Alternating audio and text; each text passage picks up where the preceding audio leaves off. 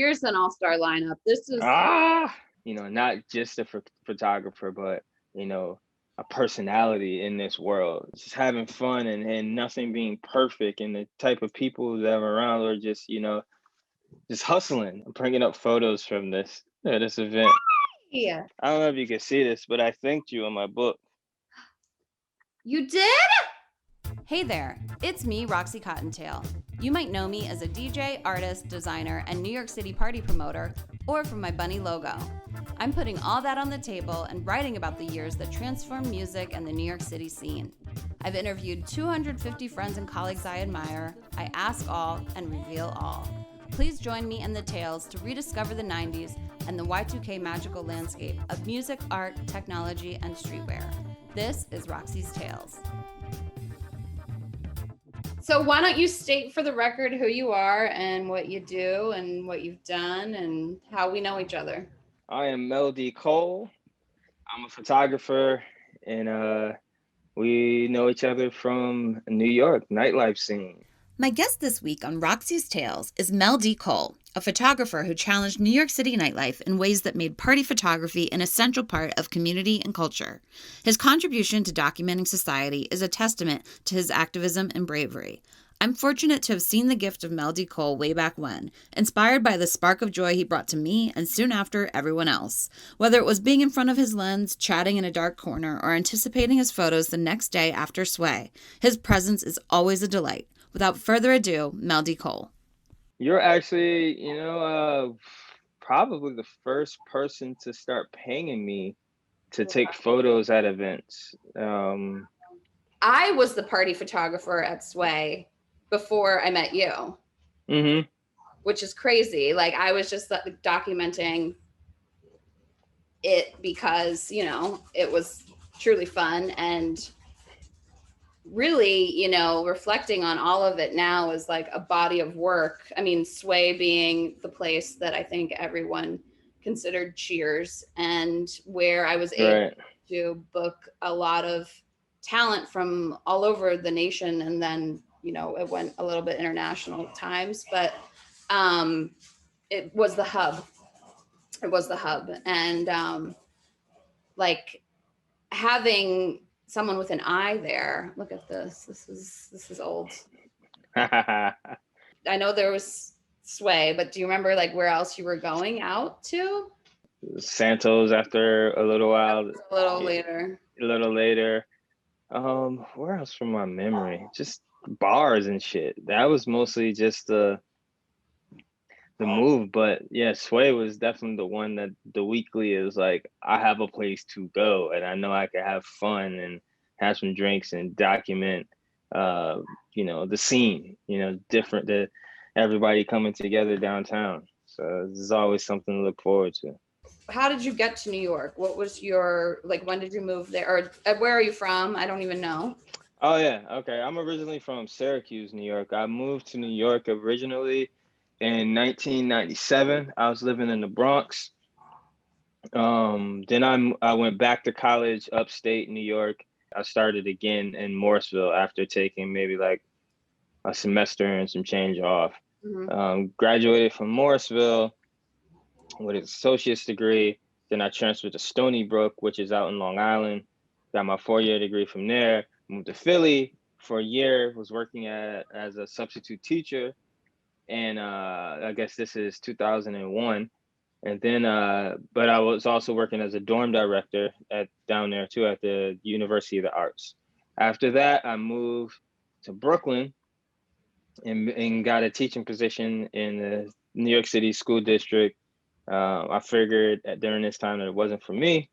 And at this point, I moved to Jersey City, and then I started working a regular job.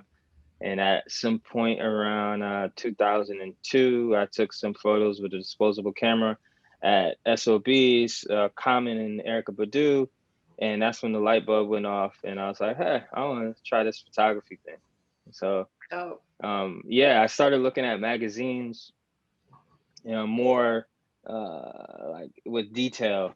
And I started looking through for multiple reasons, looking at the concert photography and the photography of celebrities and so on and so forth, but also like in magazines like URB and spots like that, I would always look in the back of the magazine and see pictures of like the events that they would promote or like the recap photos.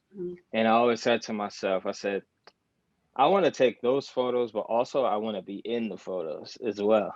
So it's like, I will figure this out, how to become, you know, not just a photographer, but, you know, a personality in this world. So those are my goals at that time. That's awesome. That's like such a specific thing to want. Cause you know, for me, I mean, I just knew that I loved music and bringing people together. Now reflecting on it, you know, I realized that my talent is shining a light on people's talents and watching that develop and flourish and, you know, just giving everyone a stage. Sway started in 2004, but it was Retail Mafia Monday.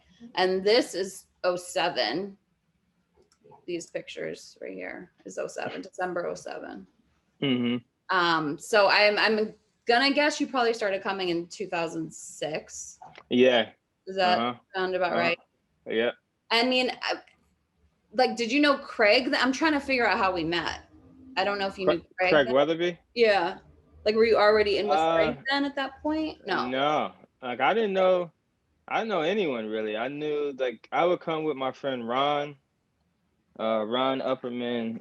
They were doing a line called Leroy Jenkins at the time, him and his partner, Penn, and Ron lives in Jersey City. And Ron was like kind of like my connection to, you know, brought me into, you know, different places downtown, so to speak. He grew up in Plainfield, New Jersey, but he was living in Jersey City a while before me, and he's an artist, so he knew a lot of that sounds about art scene, you know. Right.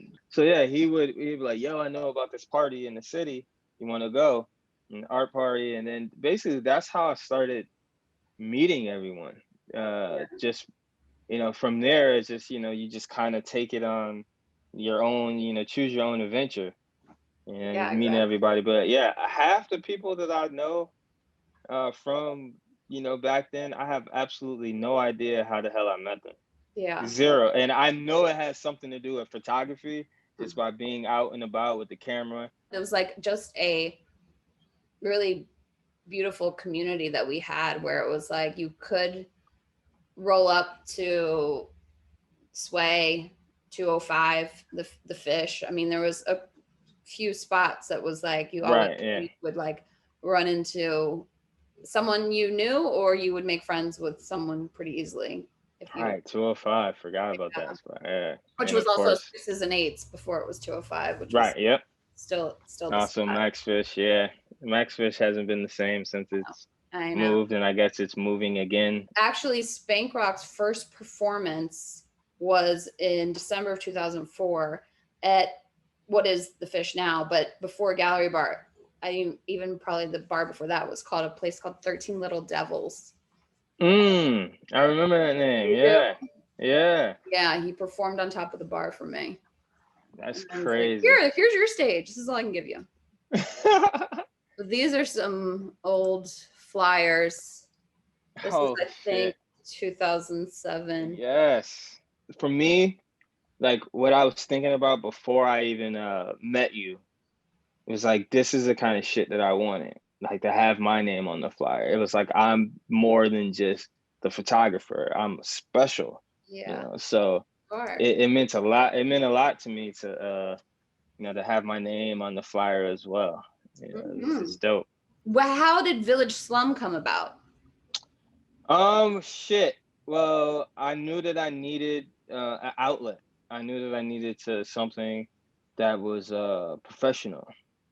So I knew that there were a couple of photo blogs out there already in the world, like Cobra Snake, like what's his name, Bronx was doing his thing. Last Night's Party. But yeah, I was like, well, shit, there isn't a photo blog for the stuff that I'm doing, the scenes that I'm doing, what I'm seeing. So prior to that, I was posting my stuff. I started posting my stuff on MySpace. And then I had my stuff on a Flickr account. And then I was like, this isn't gonna work. I would need everything consolidated. So yeah, I just sat down, and Slum Village is one of my favorite groups. And I was just like, went through a bunch of names, and I thought, I think I'm just gonna flip it and pay homage to them. And then also it just represented, Village Slum just represented where I was at, at that time, like the stuff that I was shooting raw, and just having fun, and nothing being perfect, and the type of people that were around were just hustling, doing it. So, that's where it all came from. Here's an all-star lineup. This is I remember that this? flyer. Yeah, hell yeah, I remember this flyer too. This is like right after, Katie and I had done, and Jules and I had done some things together on a weekly, but then this was like the first massive event that we did at Rebel, which was like multiple rooms. And this was soon after Rice and Peas had started at Sway. This was like right after, and Rice and Peas became such a hit that I was like, come do another massive party with me. And so this was crazy. This was one of those ridiculous, incredible, magical nights. I feel like there was a lot of I remember this. Yeah, this is a good time. It really was. I'm bringing up photos from this event. Yeah. Yeah, I have photos. I mean, I know you were documenting everything under the sun, so. Yeah, I know I got way more, but oh my God, it's been a while of looking through the archives and stuff.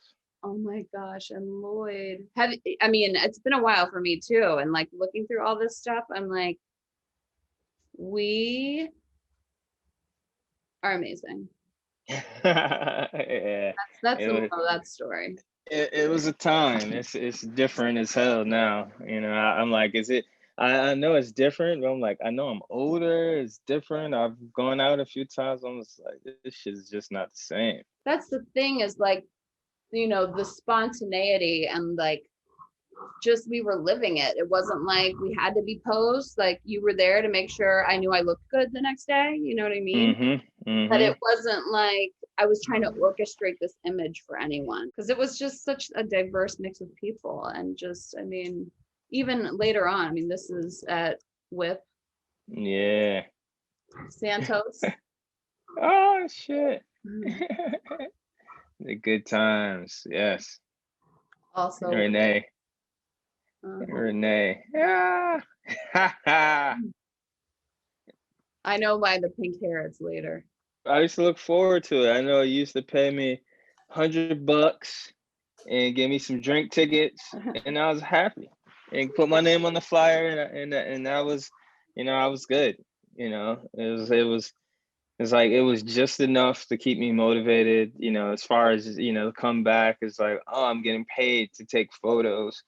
Also I'm having a good time. I'm getting drunk, I'm partying, I'm meeting people.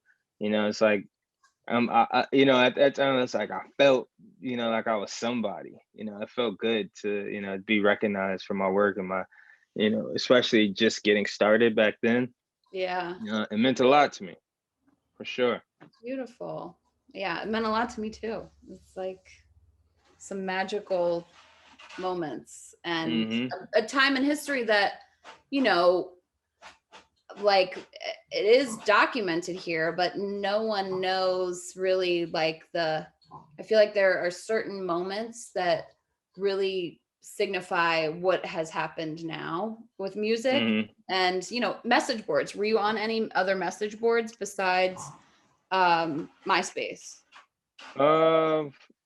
OK Player was a big one for me. That's how I got associated with the Roots. What are you looking at? I'm looking at my book.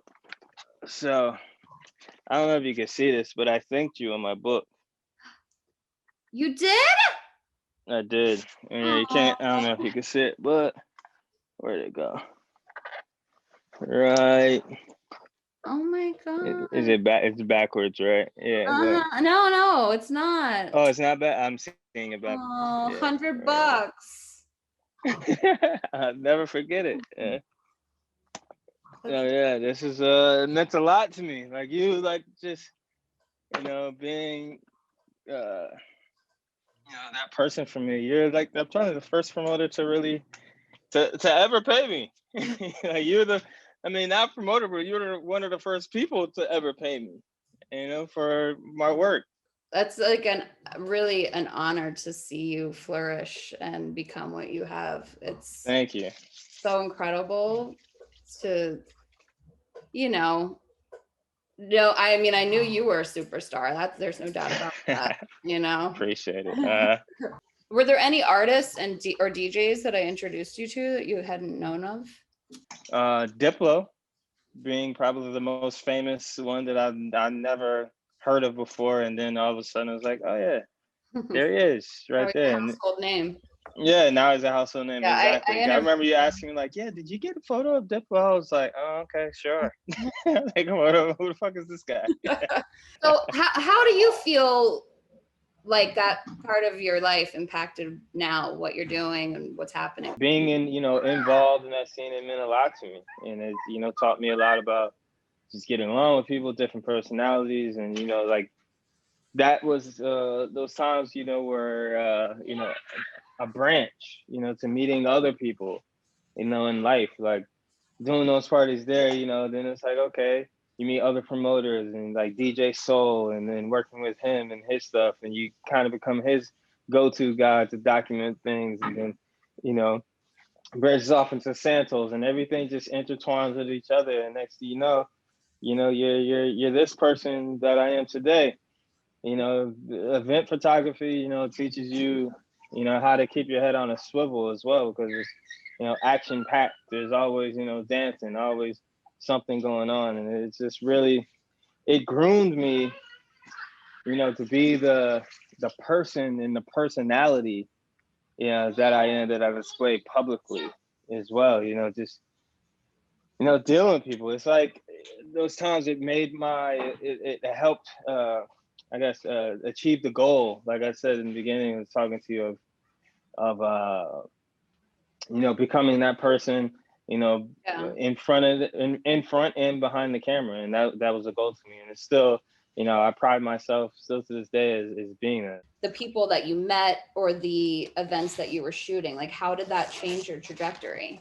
It also taught me, like I necessarily wasn't the most outgoing person publicly, to people, that I didn't know growing up, I guess in my early years, and even through college a little bit. College, I think I broke out of my shell. It wasn't like this, I wasn't the kid that, totally, didn't make friends, but I wasn't like, the guy, that would go out and be on stage like, hey, what's up? I'm going to perform a song for everybody. Clown. Yeah. No, I was a class clown a little bit, but I wasn't the guy, like I wasn't going on a stage and like, okay, I'm going to go perform this routine in front of everybody and not give a shit, but, dealing, those days, becoming this, person that I thought that I was in my head, it allowed me to really become this person for real, for everyone to see. And you need in a way, you need an audience, and Sway was my stage, my audience, to display like, hi, I'm Mel D Cole, I'm a photographer, I'm fucking awesome. You should want to have your photo taken by me. And if you don't, 10, 15, 20 years from now, you're going to regret telling me no. Any like wild memories that not too many super wild ones. I just remember it was just being super fun, a lot of dancing. I just remember when fucking like reggae used to come on, and used to go wild, just dancing every fucking where. That back room was always special. In the back, and it's just like, that's how I remember just dancing. The wall, the damn tapestry on the walls. Like I always remember taking photos of people against that backdrop. Man, like it was just it was fucking perfect. It was perfect. It was the perfect place to have fun and just be yourself. Those are my memories from there. And then just being outside, there's people smoking cigarettes, hanging out, sometimes skateboarding. Yeah, it was a magical time, and I think, telling the story about how it all created, now, like right here ballet funkin' songs now. There's so many things that I was like so big on bringing Baltimore club music and Houston screw and hyphy even. I mean, there was a few artists from the Bay that I booked. So it'll be good to share because not a lot of people know what I was doing. Actually, the first time Afrojack played in New York, this was like after he remixed my song, was at Santos, and I promoted and opened the show or his gig. It was the craziest I've ever seen Santos. And Paloma, my bestie Paloma, had just happened to have been styling Questlove for something. I think it's for like Hennessy or something. And she's like, my friend is DJing at Santos. You want to come with me? And so after the photo shoot, she brought him. And this was like before EDM was really a thing. And he was like, this is nuts. I was like, and that was like a cool like meeting of, the minds. And I was like, this is great. It was like, wow. It was special nights. And then, I think EDM was kind of like the collapse, at least for me musically, where I was like, I'm too old for this. Yeah, I was good. Well, thank you so much, Mel. No doubt. Thank you. I appreciate you. No doubt. I'll see you later. Thanks for hopping by. That's it for this week. Don't forget to subscribe, like, share, comment, and stalk. Bounce, little kitty.